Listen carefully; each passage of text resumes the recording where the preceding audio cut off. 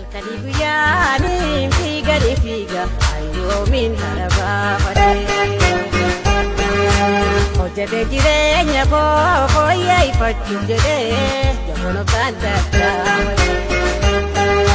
Keededa jireenyaa yaabbachuudhaaf keetiin qe'ira qaqqaabate. Na jalaa shirgigaata akka bahuu jigifaata.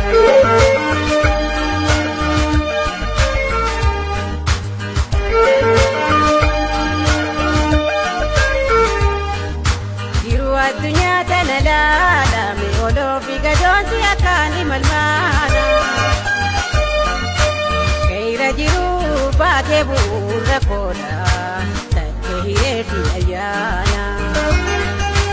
Tattaaffiin tolaafu guyyuuma guyyaadhaan. Dhiigambeenya saba fuudhanii jahannaa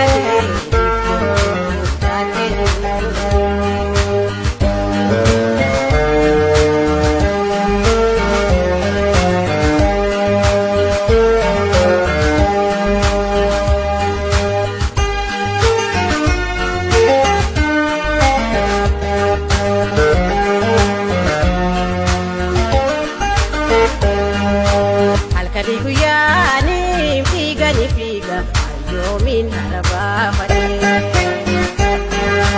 Hojjete jireenya koo fooyyeffachuu jedhee jamono kan tattaafate. Keededa jireenyaa yaabbachuudhaaf keetiin qe'ira qaqqaabate.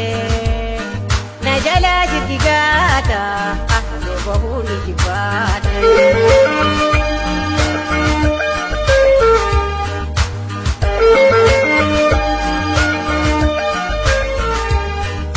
Iftuu gaira duuba mul'atu barraaqaa jiru ijaalaalu ni arga.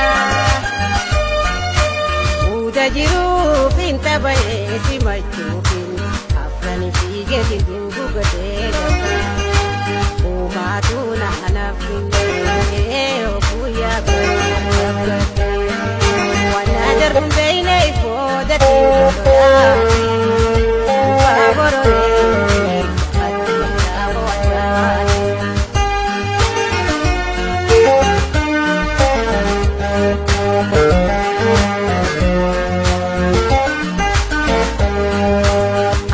Alkalibuyaani fiiga ayyoomin harabaafate.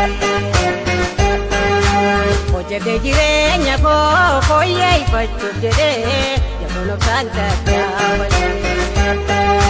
Keededa jireenyaa yaabbachuudhaaf keetiin qe'ira qaqqaabate. Na jalaa shirgigaata akka bahuu jigifaata.